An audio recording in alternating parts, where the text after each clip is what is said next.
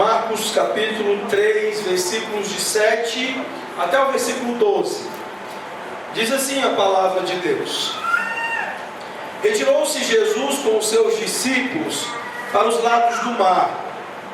Seguiu-o da Galiléia uma grande multidão, também da Judéia, de Jerusalém, da Idumeia, da além do Jordão e dos arredores de Tiro e de Sidom, uma grande multidão. Sabendo quantas coisas Jesus fazia, veio ter com ele. Então recomendou aos seus discípulos que sempre lhe tivessem pronto um barquinho, por causa da multidão, a fim de que não o comprimirem, pois curava muitos, de modo que todos os que padeciam de qualquer enfermidade se arrojavam a ele para o tocar. Também os espíritos imundos, quando o viam, prostravam-se diante dele e exclamavam: Tu és o Filho de Deus. Mas Jesus lhes advertia severamente que o não expusessem à publicidade. Vamos curvar as nossas frontes e orar, falar com o nosso Deus. Senhor nosso Deus e nosso Pai, nós acabamos de ler a Tua palavra, Senhor, e ela por si só já fala aos nossos corações, já nos instrui, nos encoraja, ó Deus, mas Tu mesmo, ó Deus, ordenaste-nos que a Tua palavra fosse pregada, fosse exposta, ó Deus, fosse aplicada para o benefício do Teu povo. Ó Deus, é com este propósito santo que o Teu povo se encontra reunido neste momento, não apenas para ouvir uma pregação, mas para ouvir a pregação do Senhor Jesus, para ouvir a palavra de Cristo Jesus aos seus corações. A Tua palavra, Senhor, dita, lida, explicada, exposta e aplicada para o benefício do Teu povo e de suas almas. Ó Deus, e com esta convicção de que é a Tua palavra que nos será exposta, que nós te clamamos pela Tua direção, para que assim de fato seja.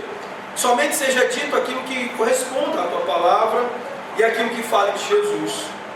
Ó Deus, de todo modo também nós te pedimos que o Senhor nos dirija, porque estamos certos de que para termos bom proveito é necessário que saibamos ser ouvintes esta noite. Que os corações dos Teus filhos aqui, esta noite, possam ser prontos, sinceros e dispostos para ouvir a Tua palavra com humildade, com corações vazios, ensináveis, prontos para recebê-la, ó Deus, para sair daqui para vivê-la, de maneira que possam viver vidas que agradem ao Senhor. É o que nós te pedimos, ó Deus. Fala aos nossos corações por meio desta porção tão importante do ministério do Senhor Jesus e que tanto nos ensina. É o que nós te pedimos no nome dele, o Senhor Jesus. Amém. Meus irmãos, como nós já falamos no domingo passado, dia 31 agora, no final deste mês, nós vamos celebrar o aniversário da Reforma Protestante. Em 31 de outubro de 1517, Martinho Lutero, diante da igreja pregando um falso evangelho, afixou na frente da Catedral de Wittenberg as suas 95 teses, impugnações ao falso evangelho que era pregado em seu tempo. Não apenas eles, mas tantos outros reformadores protestaram contra os abusos da igreja e, mais importante, contra os abusos praticados contra o Evangelho, mais especificamente a adulteração da mensagem que nos foi entregue pelo Senhor Jesus. A igreja ela tinha transformado a salvação em algo que poderia ser adquirido por obras, e já não era mais o Evangelho da graça de Deus. Mas mesmo as obras, elas haviam sido enfraquecidas, de maneira que aquilo que mais se viam eram as vendas das indulgências. Mais do que simplesmente poder adquirir a salvação, você poderia comprar a salvação. Os abusos contra o Evangelho haviam adquirido uma expressão, uma forma extremamente dura e de terrível falsificação. A igreja tinha sumido com os méritos, com a justiça de Cristo e sua compra de nós, de cada um de nós, o seu povo, feita pela expiação dos pecados. E tão completamente que Cristo não era cogitado das mensagens, das pregações e dos anúncios. Nem mesmo se falava de Jesus durante as vendas das indulgências. Hoje, possivelmente, nós estamos diante de um quadro parecido, onde, quando muito, o nome de Jesus tem sido referido como meio, como instrumento para um fim, mas não como o próprio fim da vida daqueles que são convidados a serem seus discípulos, ou pelo menos estão sendo convidados para fazerem parte da igreja. Nós vivemos uma séria crise com relação ao Evangelho na igreja moderna. Não apenas por conta da teologia da prosperidade, não se engane. Não é apenas essa falsificação, essa adulteração mais grosseira que nós vemos através da teologia da prosperidade, que aproxima a igreja de Roma e da Idade Média. Nós vemos até mesmo entre nós presbiterianos a psicologização do púlpito, a retirada de Cristo dos sermões, mensagens que se tornam muito mais uma maneira de se afagar egos, de se encorajar egos, de animar a idolatria, de dar alimento para pequenos ídolos que grande parte dos crentes de nossas congregações tem nutrido, tem alimentado. Muitas das nossas pregações sequer falam de pecado. Quando nós olhamos para a terrível tragédia que acontece com a igreja presbiteriana americana mais tradicional, a PCUSA, nós vimos no passado tentativas de se tirar qualquer menção a pecado das letras dos cânticos e dos hinos. Isso não é de hoje. Se nós olharmos para o século XIX, nós vamos começar a assistir à influência do romantismo sobre os nossos hinos. Quantos hinos do nosso Inário Novo Cântico, ainda mantidos ali, apresentam erros, por mais que tantos outros já tenham sido devidamente corrigidos, como o Tu és fiel, Senhor, o hino 32, que dizia: Tu és fiel a mim. E diante de uma exegese bíblica mais recente, passou por uma alteração, uma correção, e agora ele diz: Tu és fiel assim, porque Deus não é fiel ao homem, Ele é fiel a Ele mesmo. Mas há hinos como Estrela da Manhã, que fala que dos milhares Tu és o escolhido para mim. O que seria isso? Num panteão de deuses, Cristo teria sido escolhido para nós? O que este hino quer dizer? Enfim, meus irmãos, tanto na pregação quanto no que cantamos, há entre nós, mesmo entre nós, distância do Evangelho.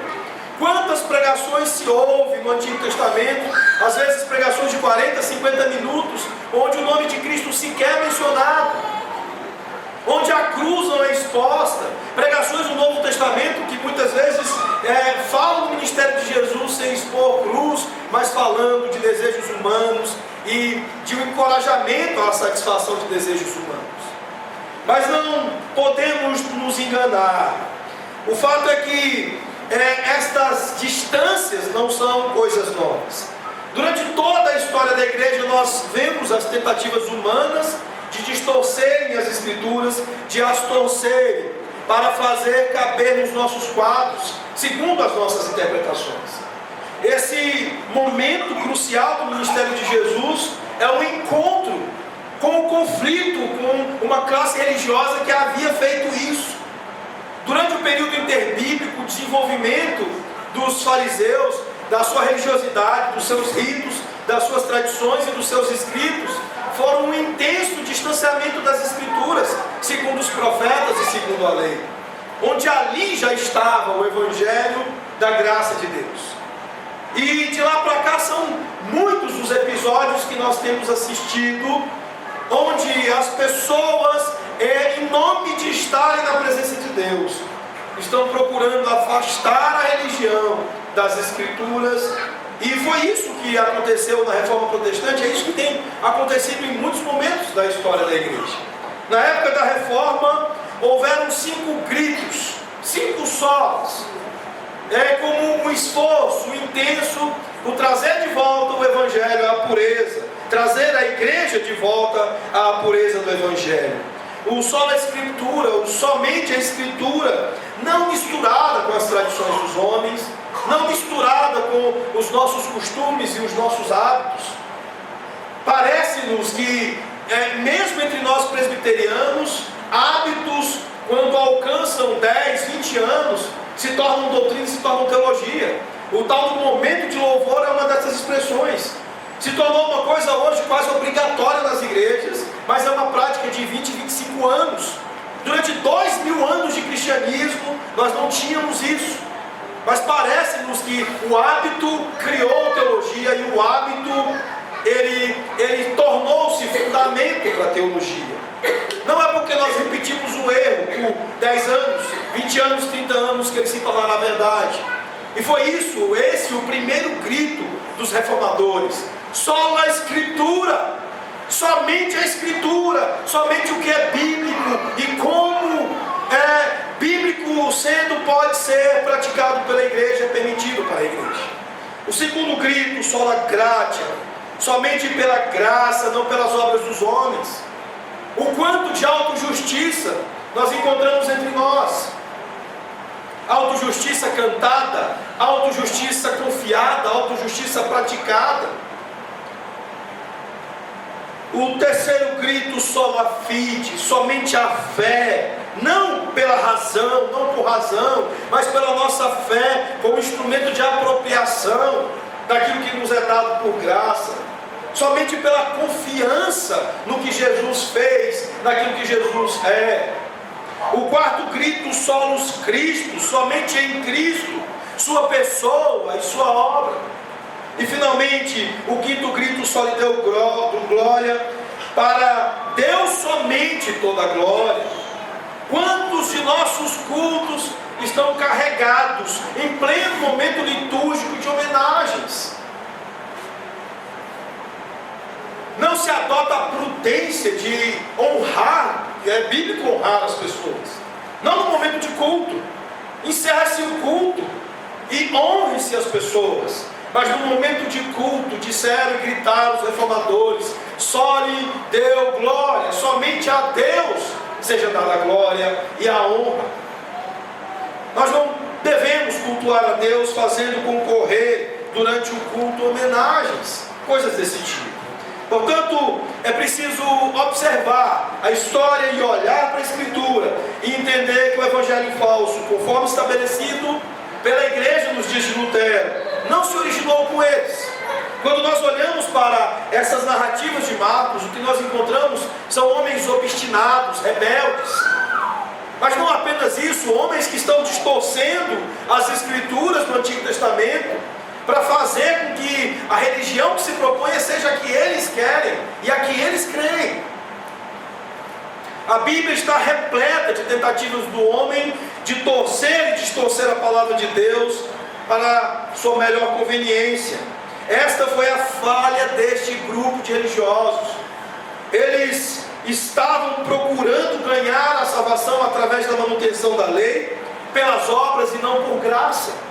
Eles foram os precursores de um evangelho que deixa o homem entregue ao pecado, porque simplesmente não confiam na liberdade e no poder que são oferecidos por Cristo para a expiação desses pecados. E se não é desse modo, todo homem estará definitivamente encerrado na escravidão e definitivamente preso à condenação do pecado.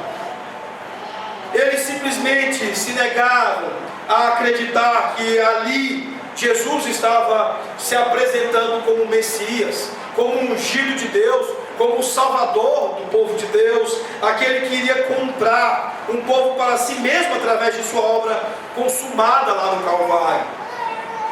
E não apenas isso, como nós vimos pela manhã nas expressões de Pedro, 1 Pedro 1,9, Paulo falando a Timóteo, tantas passagens das Escrituras que nos dizem que Cristo já havia feito isso na eternidade, antes mesmo da fundação do mundo. E estes homens obstinados se negaram em ver essa verdade. Quantos homens obstinados nos nossos dias estão se negando a ouvir esses velhos gritos da reforma, e igualmente ignorando a verdade e a pureza do Evangelho? Quantos homens nos nossos dias dizem crer nestes cinco gritos e ao mesmo tempo praticam uma liturgia, praticam um culto, praticam um ministério, vivem suas vidas em uma desconexão com esses gritos, é uma incoerência com relação a eles. Aqui nós temos uma reviravolta muito interessante.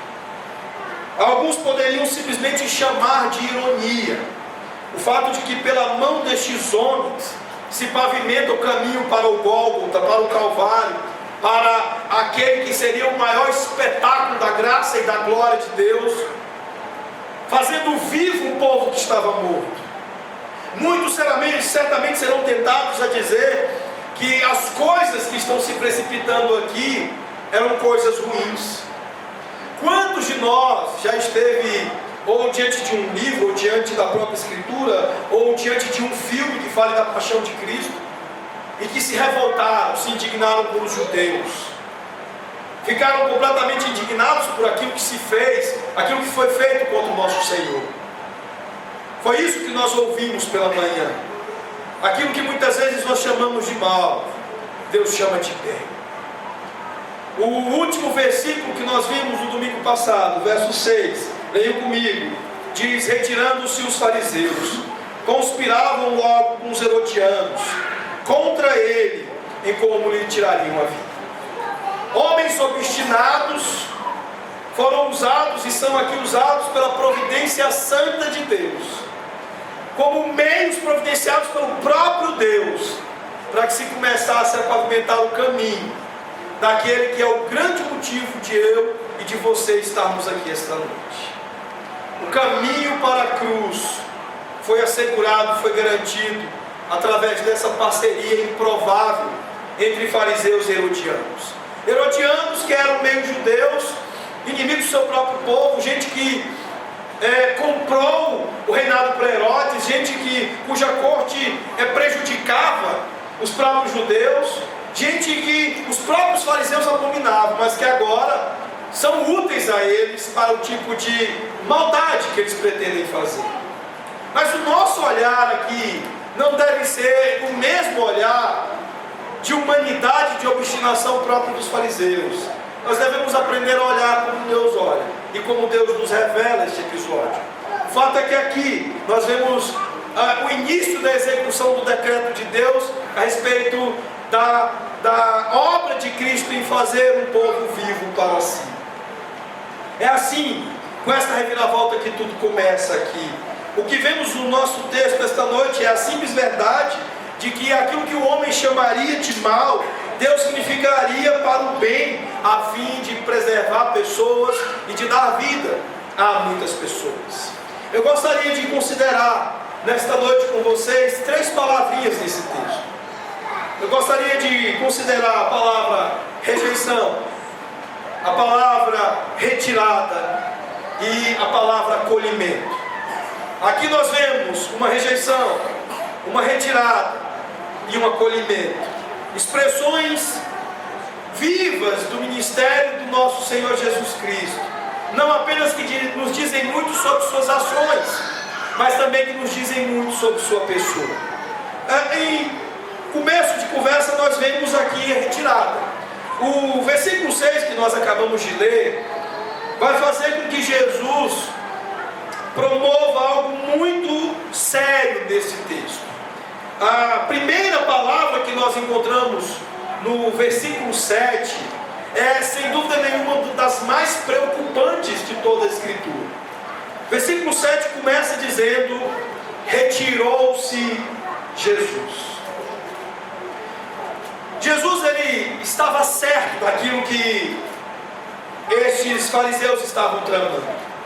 Ele conhecia bem, não apenas os fariseus, esses a quem ele já havia dito que tinham um coração tão duro, e aqueles a quem ele tinha dito no versículo 5, indignado e condoído com a dureza do seu coração, como alguém realmente obstinado e que de fato estavam ali para o rejeitar. Jesus os conhecia bem, sabia do que eles eram capazes e sabia exatamente o que eles estavam tramando. Ainda não era a hora do Senhor Jesus ser entregue. O seu ministério ainda precisava seguir o seu curso. Mas a inimizade já estava ali sendo estabelecida. Eles seriam aqueles que não apenas iriam preparar o caminho de Jesus para a cruz,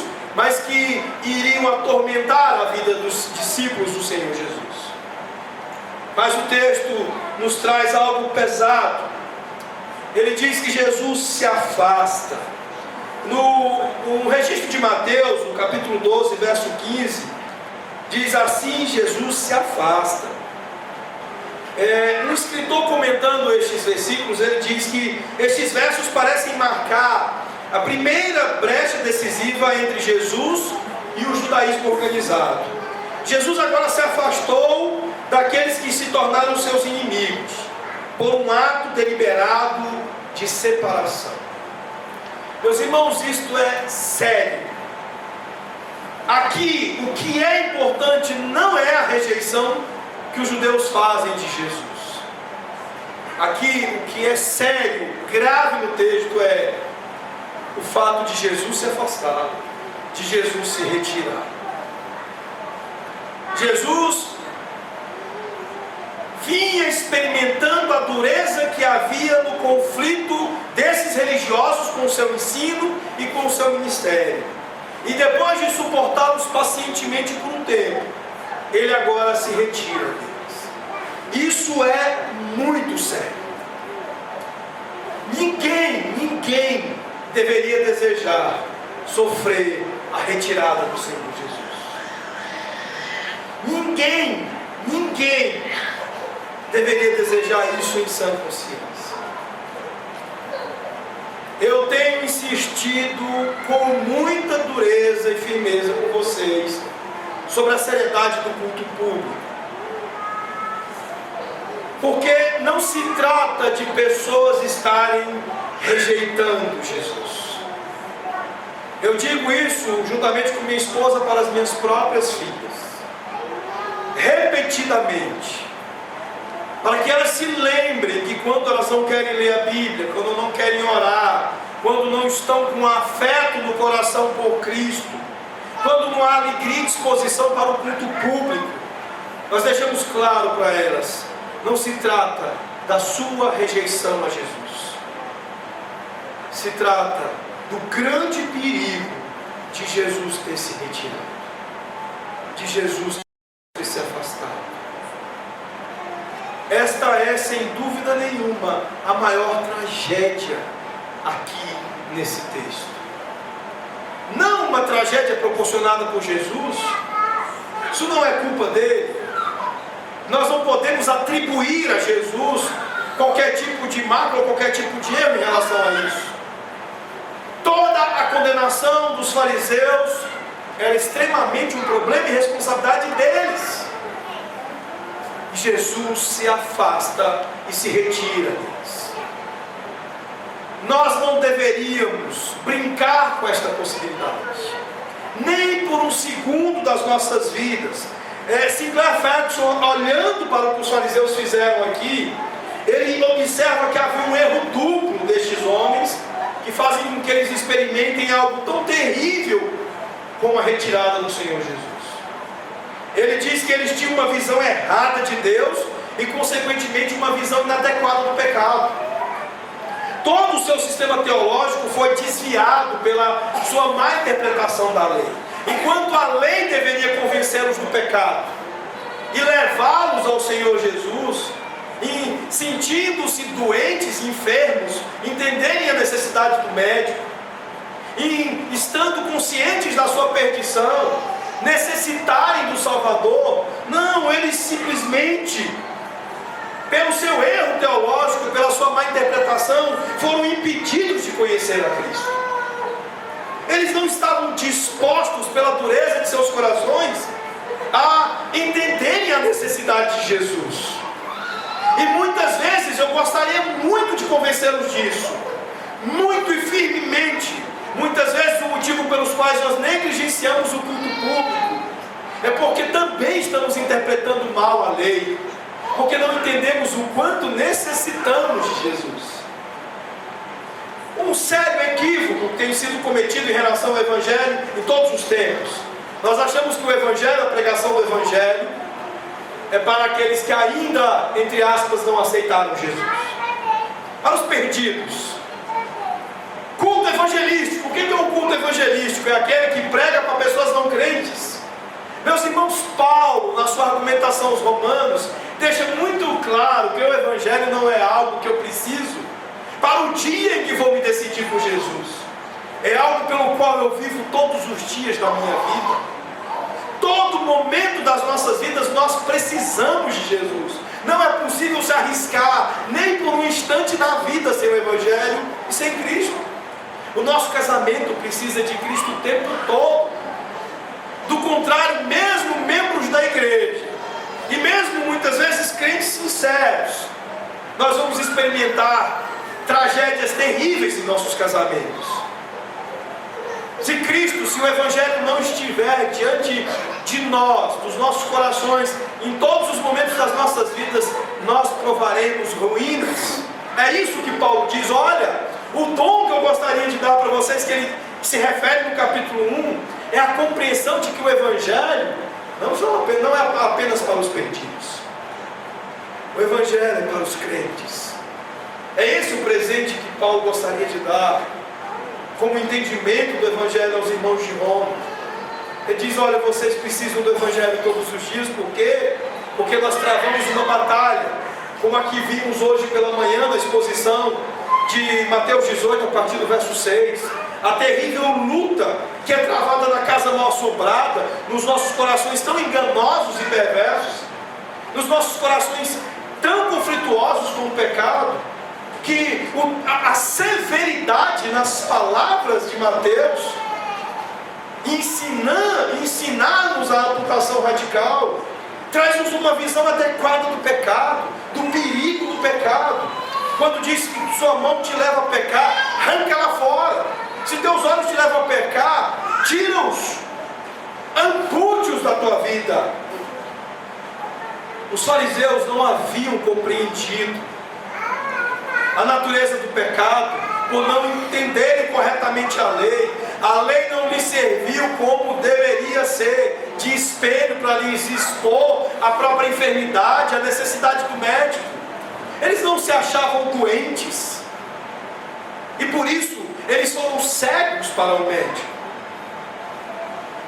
Meus irmãos, a retirada do Senhor Jesus no primeiro momento aqui acontece porque eles não foram capazes de perceber e de entender a necessidade que tinham de Jesus. Mas o Sinclair Ferguson ele diz que esta insensibilidade que os leva a conspirar contra ele faz com que Jesus deixe a sinagoga, com que Jesus deixe o lugar de Deus, a casa de oração, e os estudiosos religiosos daquele lugar, e vá para um lugar de pessoas comuns, aqueles que não tinham sido doutrinados por esses fanáticos religiosos, e que de bom grado recebem e se enriquecem com suas palavras e seus atos. Possivelmente nós temos negligenciado tantas coisas na nossa vida cristã por não entendermos que somos mendigos, famintos, que somos enfermos e que precisamos do médico. Falta-nos autopercepção em muitos momentos das nossas vidas. Quantas vezes nós estamos negligenciando não só a nossa própria vida espiritual, mas a dos nossos próprios filhos por falta de percepção, por não olharmos para o Evangelho e entendermos que não, eu não sou santo, não, os meus filhos não são santos. E vocês se lembram das palavras de John Owen, quando ele diz que não se brinca com veneno, e que também não se brinca com pecado. Eu creio que nenhum de vocês aqui é doido o suficiente para pegar uma cascavel e ficar brincando com a cascavel. Mas infelizmente muitos de nós têm sido doidos o suficiente para brincar com o pecado. E nos esquecemos de que podemos sofrer a retirada do Senhor Jesus.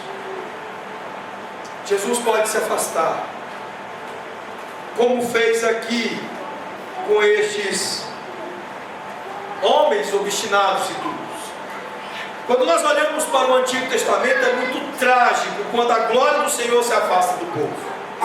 Lá em 1 Samuel capítulo 4, nós lemos que a arca da aliança fora tomada pelos filisteus. O filho de Eli, Finéas, foi morto nessa batalha, e sua esposa deu à luz um filho, a quem fora chamado de Icabode, que significa a glória do Senhor se afastou de Israel. A arca de Deus, que representava a presença de Deus com o seu povo, tinha partido dali por conta da infidelidade do povo. O profeta Oséias, ele também falou da presença de Deus se retirando do seu povo. Eu gostaria que você observasse essas palavras do profeta e tomasse cuidado, especialmente olhando a relação clara que existe entre o que Oséias está dizendo com este judaísmo farisaico que agora sofre a retirada de Jesus. Diz assim Oséias: Israel é vide luxuriante, que dá o fruto. Segundo a abundância do seu fruto, assim multiplicou os altares. Quanto melhor a terra, tanto mais belas colunas fizeram. O seu coração é falso, por isso serão culpados. O Senhor quebrará os seus altares e deitará abaixo as colunas. Agora, pois, dirão eles: não temos rei? Por que não tememos ao Senhor? E o rei, que faria por nós? Falam palavras vãs, jurando falsamente, fazendo aliança. Por isso brota o juízo como erva venenosa nos sulcos dos campos. Os moradores de Samaria serão atemorizados por causa do bezerro de Bet-Avém. O seu povo se lamentará por causa dele, e os sacerdotes idólatras tremerão por causa de sua glória, que já se foi. Eu gostaria de chamar a atenção para o verso 4 aqui de Oséias 10. Falam palavras vãs, jurando falsamente, fazendo aliança. Por isso brota o juízo como erva venenosa nos sulcos dos campos. Nós somos negligentes também, não apenas os fariseus com o seu modo terrível de falsificação do Evangelho, mas quantas vezes nós agimos com o nosso Senhor com uma negligência pactual tremenda, terrível, negligenciando os nossos juramentos, os nossos pactos solenes. Nós adotamos aqui na igreja há pouco tempo uma prática que nós achamos necessária, a de fazer o pré-batismal, a de nos sentarmos com os pais antes da ministração do sacramento do batismo infantil. Por que foi necessário fazer isso? Porque nós precisamos asseverar, instruir, exortar e deixar muito claro aos pais a natureza solene, sagrada dos juramentos que são feitos aqui em relação aos seus filhos. Juramentos que na maioria das vezes têm sido feitos de maneira leviana pelos pais. Pais que juram ensinar seus filhos para poderem ler e escrever, para poderem ler na própria Bíblia. Pais que juram ser para os seus filhos modelos de piedade. Pais que juram trazer estes filhos à igreja, e que nas primeiras oportunidades quebram esses juramentos. É disso que Oséias está falando. Ele diz: falam palavras vãs, jurando falsamente, fazendo aliança. Cuidado, Jesus pode se retirar. Cuidado, Jesus pode se afastar. Eu gostaria que você realmente ficasse com medo disso. Ah, pastor, eu gostaria de ouvir uma mensagem que encoraje. Nada vai lhe encorajar mais do que temer a Deus, do que não brincar com Deus. Essas palavras devem golpear o medo nos corações daqueles que simplesmente dão serviço para servir a Cristo, mas que em nada de fato existe como uma realidade de Cristo em sua vida. Aqueles que até fazem muitos serviços na igreja, mas que saindo dela não vivem vidas para Jesus. Essas palavras devem golpear a vida destes. Essas palavras devem aterrorizar aqueles que têm o privilégio de sentar-se sobre a pregação e ensino do Evangelho, semana após semana, e mesmo assim continuam a se exaltar. Ao invés de exaltarem a Cristo, por exemplo, negando a sua pecaminosidade e a sua necessidade de um Salvador, mas também, quando mesmo diante desse privilégio, não fazem de Cristo o centro das suas vidas e a sua prioridade maior. Vocês se lembram do que vocês ouviram no domingo passado? Deixem muito claro uma pregação a si mesmos na sua mente. Se Jesus não for completamente o Senhor da sua vida, Ele não será meio Senhor da sua vida. Ou é tudo, ou é nada. Como disse Abraham Kuyper, Jesus olha para os seus e diz: não há um único centímetro, nenhuma única polegada da vida deste discípulo sobre o qual eu não lance meus olhos e diga: isso é meu. Portanto, se qualquer coisa concorre com Jesus, aterrorize-se, porque Ele pode se afastar. Se qualquer mínimo detalhe ou momento fortuito da sua vida, Jesus tem sido roubado do senhorio que deveria ter sobre sua vida, aterrorize-se. Jesus pode se retirar dela. Este privilégio que você tem tido de ouvir a pregação, de estar sendo submetido ao ensino do Evangelho, isso pode ser tirado de você. Eles devem saber que enquanto Deus é um Deus paciente, este privilégio pode ser tirado deles. Queridos amigos, preste atenção a este aviso. Jesus se retirou. E a possibilidade de conhecer esse Deus corretamente foi-se com Ele. O justo julgamento dos fariseus agora estava em suas próprias vidas selado. Eles não podiam mais alegar nada. Não havia modo de se esquivar do julgamento de Deus agora, diante de tamanha rejeição.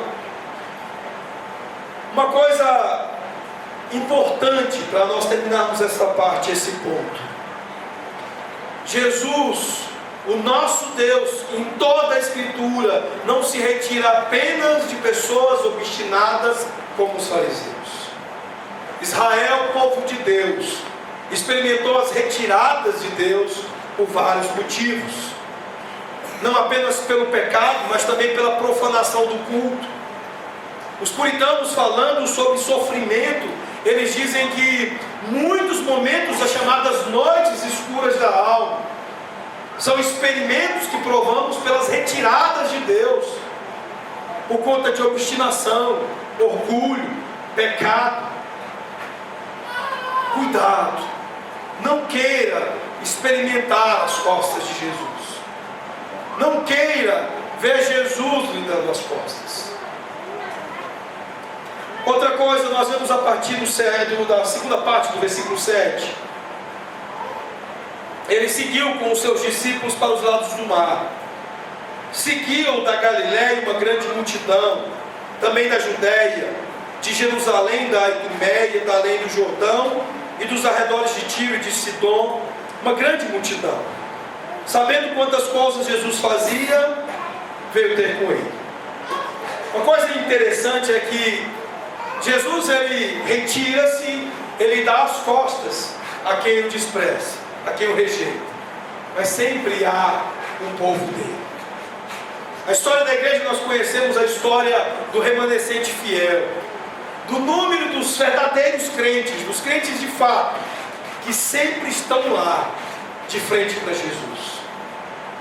E aqui, aquilo que se mostrou um problema, uma dificuldade, se tornou uma grande oportunidade. Ao se retirar, Jesus então encontra a resposta de uma grande multidão. Os fariseus não queriam, mas o povo queria. É óbvio que aqui nós vamos encontrar motivos diferentes. O texto diz, a partir do verso 9, então recomendou a seus discípulos que sempre tivessem pronto o barquinho por causa da multidão, a fim de que não comprimirem, pois curava muitos, de modo que todos os que padeciam de qualquer enfermidade se arrojavam a ele para o tocar. Era gente doente mesmo, não apenas da alma, mas do corpo. Certamente que muitos o procuraram por um motivo apenas físico, que apenas desejavam ou necessitavam de uma cura física. Possivelmente a maioria não esperava ouvir de Jesus: estão perdoados os teus pecados, mas desejavam apenas ser curados de sua enfermidade. Mas mesmo isso nos revela que eles olharam para Jesus de uma maneira diferente. Eles estavam conscientes de quem eles eram. E Jesus se lhes mostrou como esperança, como uma única possibilidade. Estes que possivelmente eram vítimas dos próprios fariseus, eram certamente acusados pelos próprios fariseus, mas a obstinação dos fariseus leva Jesus até eles. Jesus se retira e encontra esta grande multidão. Uma coisa interessante sobre isso diz respeito à perseguição da igreja. É uma coisa interessante que a pregação começa em Jerusalém, ali em seus arredores, e começa a perseguição dura, pesada sobre o povo de Deus. E então eles são afugentados, e o evangelho de repente se espalha pelo mundo gentil. Nós encontramos um grande crescimento da igreja por causa da perseguição. Há quem se refira na história da igreja como dando o sangue dos mártires como a semente da igreja, dizendo que o martírio foi determinante para que a igreja crescesse e se expandisse.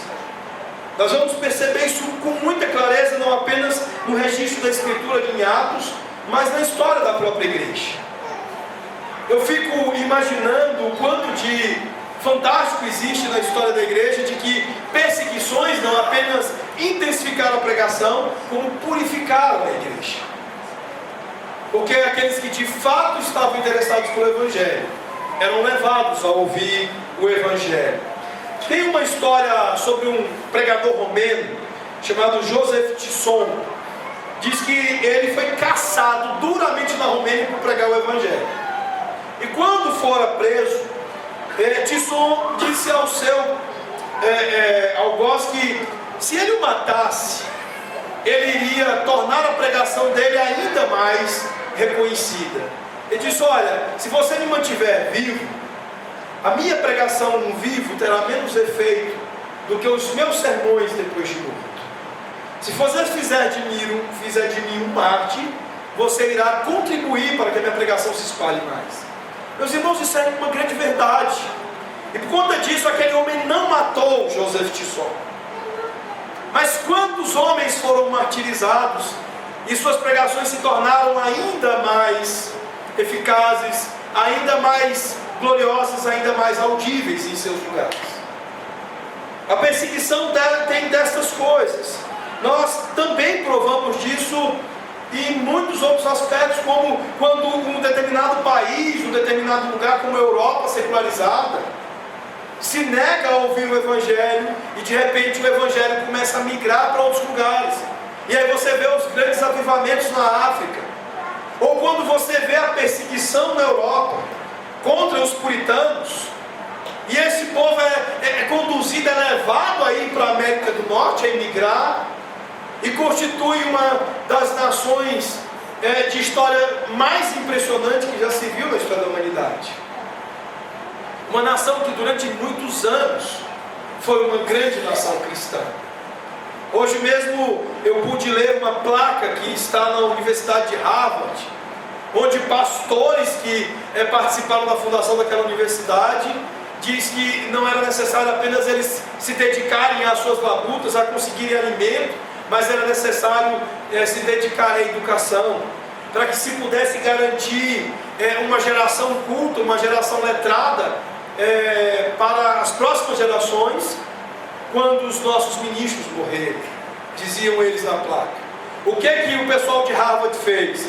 Construiu uma árvore bem de frente da placa, para que não pudesse passar pelo questionamento ou pelo conflito de retirar a placa. Então botaram uma árvore para que pudesse crescer e tampasse a placa. Pouquíssimas pessoas leem essa placa. Pouquíssimas pessoas leem essa placa. Mas ela representava o espírito de uma nação que abraçou o evangelho, fruto da perseguição. Porque na Europa, porque no Ulster, porque na região insular da Grã-Bretanha, se pesou a mão contra os cristãos, se perseguiu cristãos, e a pregação emigrou para os Estados Unidos. Se nós não queremos o Evangelho, nós precisamos lembrar a quem quer, ao remanescente fiel, ao verdadeiro povo de Deus. E Jesus se retira juntamente com os seus discípulos, e pessoas de toda parte vêm para ouvi-lo. Marcos tem o cuidado aqui de observar a ampla área de toda a Palestina, descrevendo detalhadamente de onde vinham todas essas pessoas. E ele diz que vem da Judéia, de Edom, de além do Jordão, a partir de Tiro e Sidom. Muitas dessas pessoas eram gentios, gente que não estava acostumada à pregação do Deus vivo. A elite religiosa recusava, e o povo que precisava de médico quer ouvir Jesus. Esta é a resposta da multidão aqui.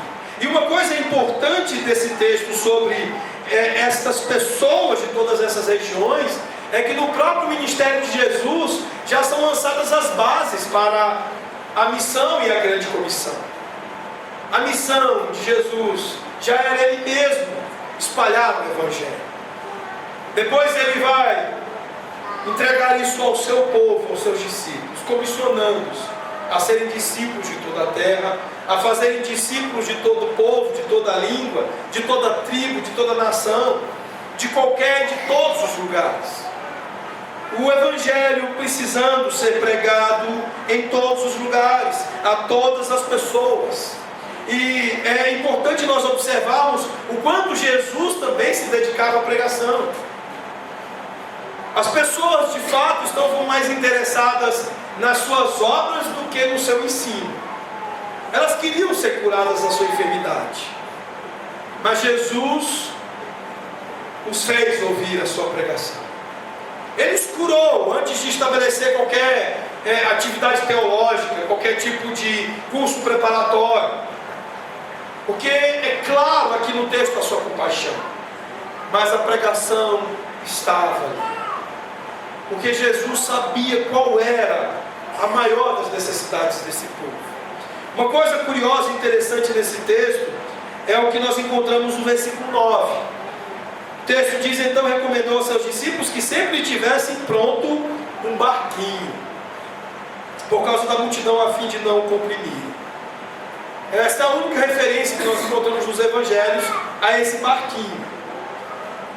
Mas esse próprio barquinho, que era um modo de Jesus escapar e não ser pressionado ou comprimido pela multidão, é interessante que neste episódio possivelmente se tornou o seu púlpito, o lugar de onde Jesus pregou o Evangelho, anunciou a sua palavra.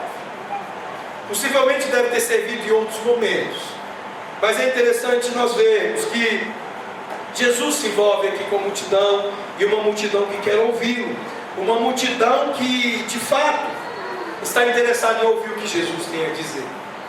Os versos de 9 a 12 nos apresentam uma transição aqui. Nós até agora vimos 5 conflitos, e conflitos que mostram a autoridade de Jesus. A autoridade de Jesus para perdoar pecados, a autoridade de Jesus para se envolver, chamar pecadores e se envolver com as pessoas que Ele quer se envolver. A autoridade de Jesus para lidar com o jejum, para lidar com o dia de sábado e para mesmo curar no dia de sábado, o dia que Ele quiser. E agora nós vemos uma transição. Aqui Marcos está encerrando essa sessão, essas sequências de 5 conflitos, essas afirmações da autoridade de Jesus, certamente para começar uma outra sessão. E ao encerrar esta sessão, ele vai acrescentar uma coisa interessante. Até então estava sendo realçada a autoridade de Jesus, mesmo que já estivesse presente a sua compaixão. Mas nestes versículos finais aqui, de 9 a 12, Marcos deixa ainda mais clara a compaixão de Jesus. Vocês se lembram que ele cura o paralítico para afirmar a sua autoridade para os fariseus. Nós vimos que ele curou aquele homem da mão ressequida, da mão com atrofia, também para afirmar a sua autoridade. Mas agora ele já não está na presença dos fariseus. Ele está apenas com aquela multidão de gente doente, de gente enferma. E o texto diz que muitos queriam tocá-lo, não estavam sequer esperando que Jesus os tocasse. e ele simplesmente cura a todos. Olha o que o texto diz no verso 10: pois curava a muitos, de modo que todos os que padeciam de qualquer enfermidade se arrojavam a ele para o tocar. A compaixão de Jesus anda junto com a sua autoridade. Jesus se compadeceu destas pessoas, que eram certamente pessoas vítimas daqueles religiosos. Há uma cena curiosa no filme de Lutero. Eu não sei quantos já viram o filme de Martinho Lutero. Lutero sai de Erfurt, na Alemanha, para Roma, levando uma edição. E chegando em Roma, ele encontra aquele fuzuê, né? Aquela bagunça toda em Roma, uma multidão de gente comprando indulgências. Ele inclusive compra, né? Ele mesmo compra ali uma indulgência. Mas ele observa uma coisa interessante. Naquela multidão só haviam camponeses, pessoas pobres. Ali não se via nenhum rico naquela multidão, naquele momento, comprando indulgências. Meus irmãos, normalmente, abuso espiritual é cometido contra pessoas em extrema necessidade. Jesus, ele deixa claro, e ele vai deixar isso mais claro através de Marcos, no capítulo 6, que ele veio para cuidar de ovelhas sem pastor, de gente que está absolutamente largada e negligenciada. E então ele acolhe com compaixão essas pessoas, não apenas porque estavam doentes, mas porque elas sofriam abusos de toda sorte. Em nosso contexto atual, nós temos experimentado exatamente isso.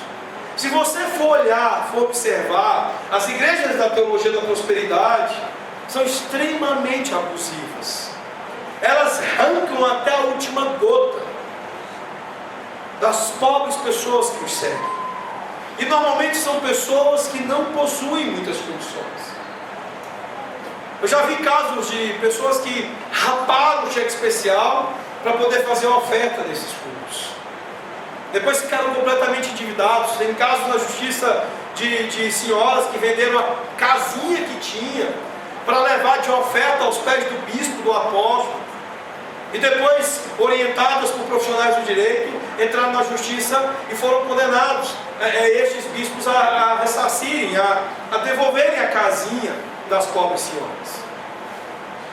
Jesus se compadece destas pessoas sem pastor, desses que estão sendo vítimas de abuso, e muitas vezes não apenas abuso econômico, mas abuso espiritual. Ele, o Rei, o nosso Senhor, se compadeceu destas pessoas. MacArthur, falando da compaixão de Jesus, ele diz o seguinte: os milagres de cura de Jesus demonstram o seu poder divino, mas também demonstram o seu amor divino, a sua compaixão para com os que sofrem. Ele curou a fim de revelar o coração amoroso de Deus, que continuamente se dá para aqueles que estão sofrendo, sobrecarregados e perseguidos. As pessoas que Jesus curou eram desprezados e negligenciados pelos escribas e fariseus. Os líderes religiosos estavam interessados nos ricos e influentes, não nos doentes, nos pobres e nos marginalizados. Jesus, por outro lado, sempre teve tempo para aqueles que estavam sofrendo e em necessidade. Nós aprendemos grandemente com Jesus nessa transição, neste momento, sobre compaixão. Entender que quando se trata de levar o Evangelho às pessoas, não se trata apenas de levar a correção teológica, não apenas levar o entendimento correto a respeito de Deus, mas é preciso entender como Jesus, que por vezes é necessário levar cuidado físico, cuidado emocional, cuidado social, cuidado cultural. A igreja precisa, na sua atividade de retornar à pureza do Evangelho, entender e aprender de Jesus da necessidade de compaixão com os que sofrem e com os que passam necessidade. Meus irmãos, não se trata apenas de estudar teologia reformada, mas se trata também, principalmente, de termos uma diaconia bíblica, firme, compadecida com a necessidade pessoas que sofrem e que têm necessidades. A igreja pura, a igreja que de fato está envolvida com o Evangelho, será uma igreja que se compadece daqueles que sofrem. E nisso eu tenho uma grande preocupação com o movimento reformado brasileiro, que tem se transformado cada dia mais em algo extremamente elitista, em algo extremamente exclusivista, pouco inclusivo. Nós precisamos aprender lições que muitas vezes têm sido praticadas por aqueles que estão no erro, mas não são praticadas por nós. Jesus então nos ensina sobre compaixão aqui. No verso 34 do capítulo 6, gostaria que você fosse até lá comigo. A base deste cuidado de Jesus e da expressão da sua compaixão, se lançando sobre aqueles que não possuem pastor, é deixado claro por Marcos no seu registro. Ele diz: ao desembarcar, viu Jesus uma grande multidão e compadeceu-se deles, porque eram como ovelhas que não têm pastor, e passou a ensinar-lhes muitas coisas. A compaixão de Jesus certamente nos levará a nos envolver mais compadecidamente com aqueles que passam necessidade, com aqueles que sofrem. A igreja se tornará mais inclusiva quanto mais se torna pura e comprometida com o Evangelho. E nos versículos finais do nosso texto, há um encontro de Jesus com demônios, mais uma vez. Também os espíritos imundos, quando o viam, prostravam-se diante dele e exclamavam: Tu és o Filho de Deus. Lá no capítulo 1, verso 24, a indagação dos demônios era: você veio para nos destruir. Há no ministério de Jesus uma incomum atividade demoníaca. Olhando para o Antigo Testamento e depois para o final do ministério de Jesus em diante, nós não vemos essa atividade. É algo incomum o que acontece no ministério de Jesus com relação a esta intensidade demoníaca. Aqui nós temos tanto uma verdade quanto uma ironia. A verdade é que os demônios sabiam quem Jesus era e estavam ali reconhecendo a sua pessoa, dizendo que ele era o Filho de Deus. Mas não se enganem, não há submissão aí. Muito pelo contrário, há uma rebeldia, há uma completa insubmissão desses demônios à pessoa do Senhor Jesus. O seu excesso de atividade tinha o propósito de confundir, de induzir o erro, de algum modo desviar aquela multidão das suas atenções para Jesus. E há uma preocupação, um terror da parte desses demônios, porque eles sabiam bem o que Jesus faria. Na cruz, Jesus os derrotou, os colocou sob grave ferida. E quando Jesus voltar, o texto de Apocalipse diz que nos momentos antecedentes à volta do Senhor Jesus, mais uma vez nós teremos este excesso de atividades demoníacas. Por quê? Porque será a ocasião em que eles serão lançados no inferno. E certamente eles se apavoraram com isso. E por conta disso procederam às suas atividades e aqui reconhecem Jesus como Filho de Deus e tentam de algum modo atrapalhar ou confundir a sua ação ministerial. E qual seria a ironia? A ironia é que até os demônios reconhecem quem Jesus é, mas os obstinados fariseus não fizeram isso. Os estudiosos, os teólogos, aqueles que diziam ter expertise teológica, não foram capazes de reconhecer Jesus como eles eram.